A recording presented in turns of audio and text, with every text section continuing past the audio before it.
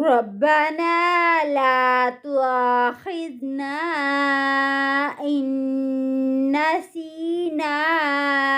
أو أخطأنا ربنا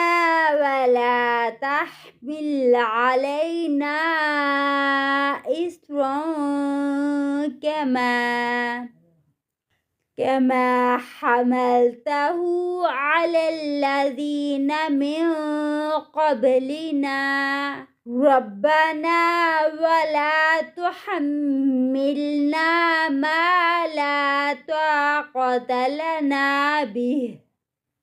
واعف عنا واغفر لنا وارحمنا أنت مولانا فانصرنا على القوم الكافرين